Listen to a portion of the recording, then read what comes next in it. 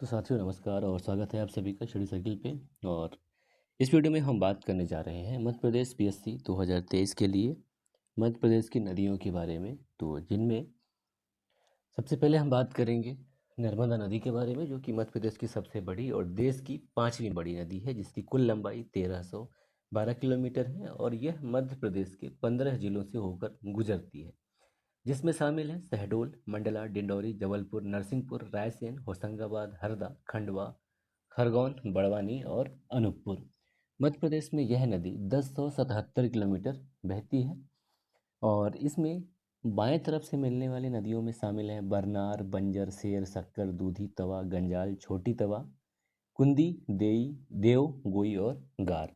जबकि दाएं तरफ से इसमें मिलती हैं हिरन नदी, तिंदुली नदी, बाड़ना नदी, चंद्रकेसर नदी, चोरल नदी, कारन नदी, कानर नदी, मान, ऊटी और हथनी। और इस नदी की जो सहायक नदी हैं उनकी संख्या 41 है, जिसमें से बाएं तरफ से 22 नदियां आके मिलती हैं और दाएं तरफ से 19 नदियां आकर मिलती हैं। इसके अलावा इस नदी पर जो परियोजना बने, अगर हम उनकी बात करें तो इसमें शामिल है सरदार सरोवर परियोजना, जो कि मध्य प्रदेश और महाराष्ट्र, गुजरात और राजस्थान, इन तीन राज्यों के सहयोग से बना है ये सरदार सरोवर परियोजना, जिसमें राजस्थान को विद्युत उत्पादन में कोई हिस्सा नहीं है। मध्य प्रदेश इससे 57% लेता है, महाराष्ट्र 27% और गुजरात 16% इससे लेता है सरोवर परियोजना से विद्युत की मात्रा। इसके अलावा इंदिरा गांधी नर्मदा सागर परियोजना बना है, खंडवा में इस पे बांध बना हुआ है। और कुल नर्मदा नदी पे 33 जो है बड़ी और 135 मध्यम और 3000 छोटी योजनाएं बनी हुई हैं। तो ये जो सरदार सरोवर परियोजना है, जैसा कि बताया कि इसमें राजस्थान पानी लेता है लेकिन बिजली उत्पादन में हिस्सा नहीं लेता सरदार सरोवर परियोजना से। इसके अलावा ये जो अपना नर्मदा नदी है, इसी पर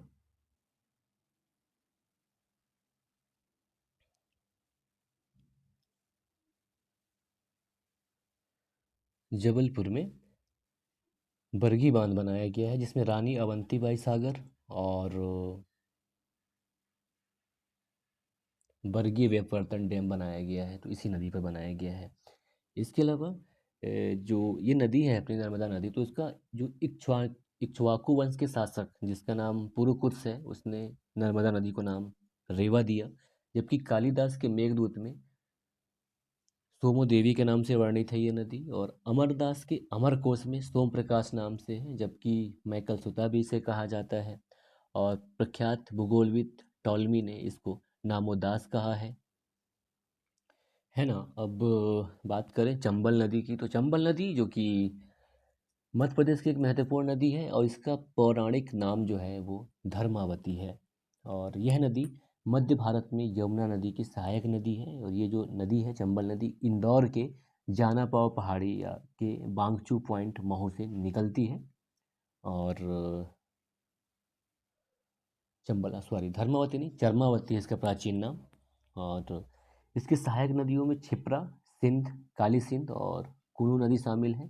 इसके अलावा ये जो नदी है चंबल नदी, मध्य प्रदेश के धार, उज्जैन, रतलाम, मंदसौर, भिंड, मुरैना आदि जिलों से होकर बहती है। और नदी दक्षिण की ओर मुड़कर उत्तर प्रदेश राज्य में यमुना में शामिल होने से पहले राजस्थान और मध्य प्रदेश के बीच सीमा बनाती है, काफ़ी लंबा। और इस नदी पर 4 जल विद्युत परियोजनाएं, जिसमें गांधी सागर, राणा प्रताप सागर, जवाहर सागर और कोटा बैराज शामिल हैं। इसके अलावा जो चूलिया जलप्रपात है, जो चकी चंबल नदी, वो राजस्थान में स्थित रावतभाटा जिले में है।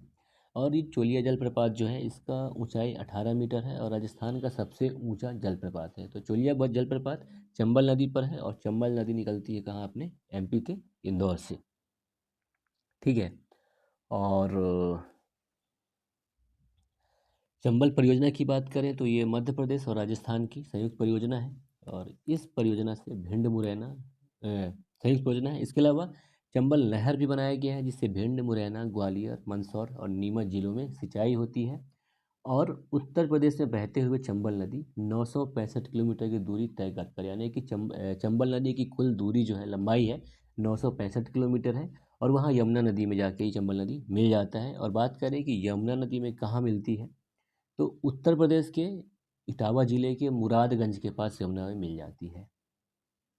और चंबल नदी यमुना नदी की एक मुख्य सहायक नदी है। और आगे बढ़ें, बेतवा नदी की बात करें तो बेतवा नदी जिसका प्राचीन नाम वेतवत्री है, वेत्रवती, इसका उद्गम रायसेन के कुम्हाड़ा ग्राम से होता है। और यह उत्तर प्रदेश के हमीरपुर के पास जाकर यमुना नदी में मिल जाती है, यानी कि बेतवा नदी भी यमुना की सहायक नदी है। और इसका जो उद्गम है रायसेन जिले के कुम्हारग्राम से होता है। इसके सहायक नदियों में धसान और बीना शामिल है।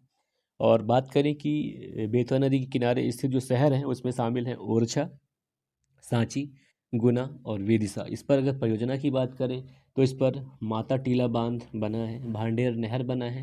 तो भांडेर जो कि दतिया में है, इस नहर से दतिया, ग्वालियर और भिंड जो है लाभ प्राप्त करते हैं।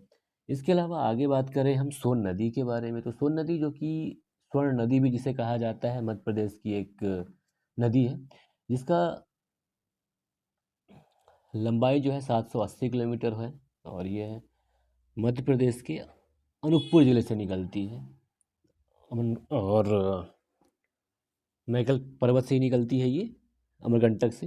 तो अमरकंटक से कुल 3 नदी निकलती है। नर्मदा निकलती ही है, सोन नदी निकलती है और जोहिला नदी भी वहाँ से निकलती है। तो जोहिला नदी जो कि इसकी सहायक नदी है सोन नदी की, ये उमरिया में जाके इससे मिलती है।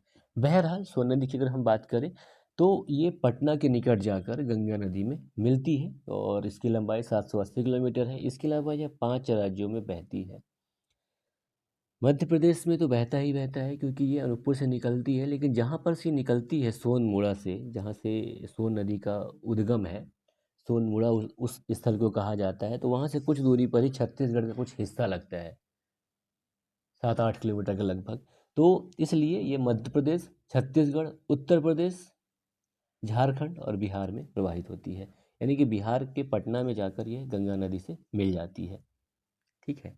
और इस पर अगर हम बात करें कि इस पर परियोजना कौन सा चल रहा है सोन नदी पर, तो सोन नदी पर बाणसागर परियोजना चल रही है जो कि मध्य प्रदेश, उत्तर प्रदेश और बिहार का संयुक्त परियोजना है। और सोन नदी को सोनभद्र शिला के नाम से भी जाना जाता है। और इस पर रीवा और उमरिया के पास एक देवलोंद बांध बनाया गया है। ठीक है। अब इसकी सहायक नदियों की अगर हम बात करें तो दाएं तरफ से घाघर नदी, जोहिला नदी, छोटी महानदी, और दाएं तरफ से बाएं तरफ से है घाघर नदी, जोहिला नदी, छोटी महानदी, और दाहिने तरफ से है बनास नदी, गोपद नदी, रिहंद नदी, कन्हार नदी, उत्तर कोयल नदी। और उत्तर प्रदेश में पिपरी के पास रिहंद नदी पर रिहंद बांध बनाया गया है, तो यानी रिहंद जो कि सोन नदी की सहायक है। और बिहार में जो इंद्रपुरी बैराज बनाया गया है, यह सिंचाई हेतु सोन नदी के जल को सोन नहर प्रणाली में प्रवाहित करता है, यानी कि सोन नदी से जल लेकर इस पे इंद्रपुरी बैराज बनाया गया है। ठीक है। इसके अलावा बिहार राज्य में जो सन 1862 में निर्मित कोइलवर पुल, यानी कि जो कोइलवर पुल है बिहार का, वह भारत के सबसे पुराने नदी पुल के रूप में कार्य करता है, जो कि आरा जिला को पटना से जोड़ने का कार्य करता है। तो इसी नदी पर बनाया गया है कोइलवर पुल को।